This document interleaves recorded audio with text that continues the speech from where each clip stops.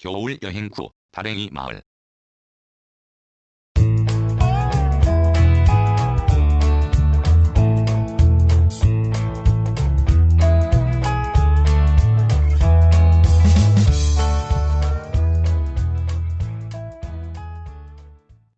삼천포에서 대교를 건너 남해에 들어서고부터 줄곧 바다는 길 높이와 별 차이가 없었다. 군데군데 고개를 넘을 때는 수면이 길보다 뚝 떨어졌지만 해넘이를 보며 첫 밤을 보낸 상주, 이튿날 해맞이한 미조도 그랬다.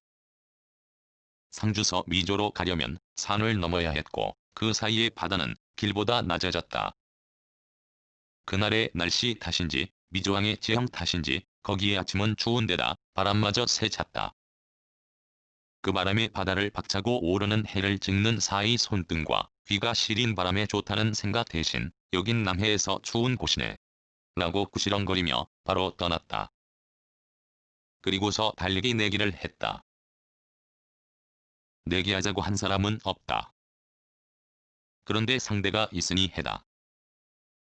미조항에서 떠오르는 해를 보고서 샛길 고개를 넘어 치달려 작은 포구까지 달리기에 내가 이겼다. 먼저 도착하여 밀가루같이 고운 모래에 새해 복 많이 받으십시오 라고 쓰고서 한참 후에 해가 모습을 드러냈다. 모래밭이 있는 작은 마을은 명색이 해수욕장이라고 쓰였지만 궁전이 쉴 마땅한 곳이라 여겨지지 않았고 좀 전에 있던 곳과 마찬가지로 바람이 몰아치는 곳이었다. 하여 또 달리기 시합에 들어갔고 바다를 저만치 아래 둔 길을 치달려 아담한 포구에 먼저 도착해 두 번째도 승리의 쾌감을 맛보았다.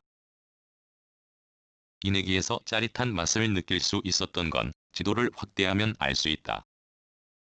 즉 해맞이한 미조는 동쪽이고 거기를 벗어나 남서쪽으로 이동하는 사이 해란룸은 높은 산과 울망졸망한 섬이 방해하는 바람에 달리기 시합에서 나에게 진 원인이다. 사람과 달리기에서 나는 한 번도 이긴 적 없다. 어렸을 적은 나보다 한참 적은 녀석과의 달리기에도 패배의 쓴맛을 맛보았다. 그럴 수밖에 없는 게 홀로 되기 전에는 달리기는 고사하고 평지를 걷는 것조차 힘들었다. 그런 내가 태양계의 주인인 태양과 시간 걸고 달리기 시합에서 이긴 기쁨은 그야말로 가슴이 벅차 터질 지경이다. 구체적으로 이번 겨울 여행의 일정을 정하지 않았다.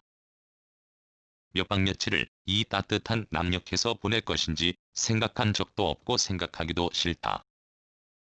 볼 거다 보고 실증이 나면 그때가 비해당으로 돌아가는 시점이 될 것이다. 종이 지도에서 지명을 찍고 그걸 얼굴 없는 가시나에게 부탁해서 오후에는 남면의 어느 항구로 찾아 나섰다. 도중에 면소재지에서 마트에 들러 남해에서 만든 막걸리를 샀다. 바다가 보일 때는 지금껏 본 곳과 별반 다를 바 없었고 도중에 이란 갈색 바탕에 흰 글씨가 반갑게 보였다. 원한 게 아니면서 덤으로 누릴 수 있는 기쁨이기 때문이다. 굳이 한국의 아름다운 길이라 하지 않더라고 지금껏 남해를 돈 곳 모두 나에게는 아름답기 그지없었다.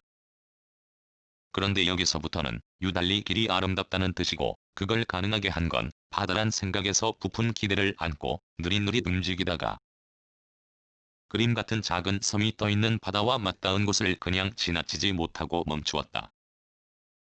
마침 노인네들이 잔디밭에 공을 치고 있었다. 물은 유리를 들여다보는 것 같다. 그러나 여기에 문제가 심각하다. 먼저 물이 들어왔다 나갔다 하는 곳 바짝 가까이 가서 사진을 찍었다. 모래가 아닌 동글동글한 자갈이다. 뒤돌아 엉뚱한 사진을 찍으며 혼자 성질을 부렸다. 이런 나쁜 년놈들. 이따위 짓을 하다니.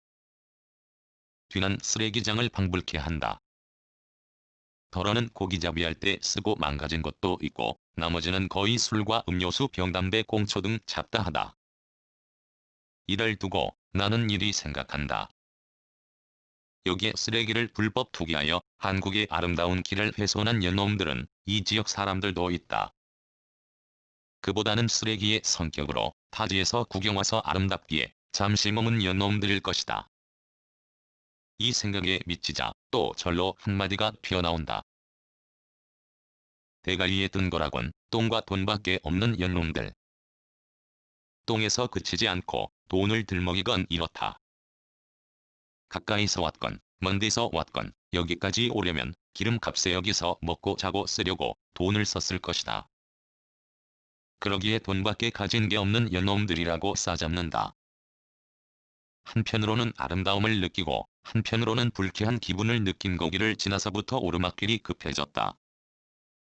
대나무 사이로 내려 보이는 계단식 어촌 마을이 아름답고 바다에 동동 떠있는 섬에도 집이 보이는 게 또한 아름답다. 오르막 언덕길은 한참 계속되고 고갯마루 정상에 마을이 보이는데 집 뒤는 산도 나무도 없는 푸른 하늘이다. 그 마을 지나 얼마 되지 않아 기이한 풍경이 펼쳐졌다. 급하게 꺾이는 길 건너는 가파른 산이다. 그런데 거기에 밭이 층층이 있고 무얼 심었는지 파릇하다. 밭과 밭의 높이는 거의 일정하다. 정확한 기억을 꺼내지 못하지만 오래전에 본 영화에서 캄보디아 또는 동남아의 어느 계단식 밭 풍경이 인상적이었던 게 저기란 밭을 보며 떠오른다. 서남쪽에서 남동쪽으로 길을 틀고 얼마 되지 않아 좀 전에 본 계단식 밭이 또 나타났다. 좀 전과 달리 일대에는 대형 관광버스와 승용차가 즐비하다. 이름하여 다랭이 마을이다. 이 마을 집도 모두 계단식이다. 바다와 맞닿은 땅부터 깎아지른 절벽이어서 지금껏 본 곳과 달리 모래밭도 없다. 이제부터 이 마을을 두고 엉뚱한 생각을 하겠다. 어촌 마을 사람이라 할지라도 1년 내내 바닷고기와 해산물만 먹고 살 수는 없다. 그런데 이 마을에 오래전 정착한 옛사람들은 부싯거리 심을 땅이 없음에도 포기하지 않고 일일이 돌로 둑을 쌓아 짧은 쪽 길이 겨우 몇 미터밖에 안 되는 밭을 산 형세 따라 만들어 농산물을 심었으니 인간 승리이다. 그런가 하면 나 같은 산골 촌놈은 바닷고기와 해산물을 먹을 기회가 없었다. 어렸을 적 5일장이 아닌데도 젓갈을 발라오는 사람이 있었다. 보리쌀이나 콩 따위 무엇이든 주면 그들은 그 짠 젓갈로 맛바꾸어 주었다. 이 마을 어부들이 주로 잡는 고기가 무엇인지 나는 모른다. 그러나 대대로 내려오면서 그것과 다른 걸 물물 교환으로 시작하여 현재는 돈을 매개로 하여 살아갈 것이다. 그런데도 직접 농산물을 가꾸려고 노력한 처절한 삶의 현장이 다랭이 마을이란 생각을 떨칠 수가 없다. 그런 마을이 이젠 관광지가 되어 대형 버스에서 내린 사람들이 바다 가까이 조성한 산책로를 따라 우러러 내려간다. 주차장에서는 이 마을의 특이한 지형과 계단식 밭을 제대로 볼 수 없다는 판단에서 나는 마을을 지나쳤다. 이 마을이 있는 이곳의 땅에서 먼 바다 쪽으로 똥구멍을 가장 길게 내민 고갯마루에 한 자리를 보았다. 궁전 하나 되기에 딱 좋은 곳이다. 거기서는 넘어가는 해와 그늘진 다랭이 마을과 암벽이 험한 산에 층층이 만든 밭이 한눈에 잘 보인다. 아주 가파른 곳은 꼭대기가 암벽이어서 밭이 생길 수는 없을 것이다. 반면 주차장이 있는 완만한 골짜기를 따라서는 정상까지 이미 밭이 생겼다. 그저 재미로 구경하기에는 가슴이 아프다. 저 산 꼭대기까지 개간한 이 마을 사람들의 대대로 내려온 삶을 넌지시 엿보는 것 같으면서 이런 곳에 태어나지 않은 게 다행 생각마저 들었다. 그랬다고 가정하고 우리 집밭이 맨 꼭대기 또는 그 부근이라 정하고 무을 심었다고 하자. 어른들이 거기에 가서 팥 또는 시금치 따위를 뜯어오라고 내게 시키면 아니 할 수가 없기에 투덜거리면서 가파른 산을 오르내려야 할 것이다. 지금이야 이 마을에도 외지 사람들이 들어와 함께 살 수도 있을 것이다.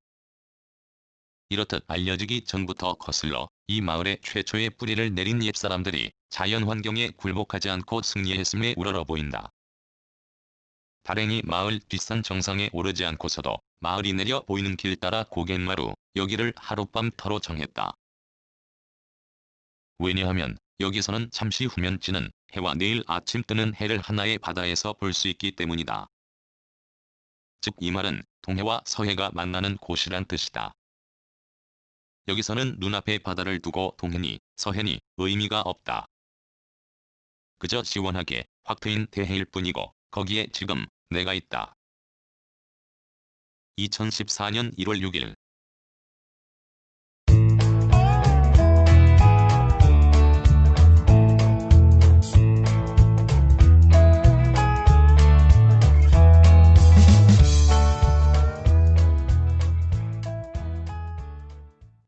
글, 모든 것으로부터 자유인 무학. 낭독, 글 읽어주는 강지식. 들어주셔서 고맙습니다.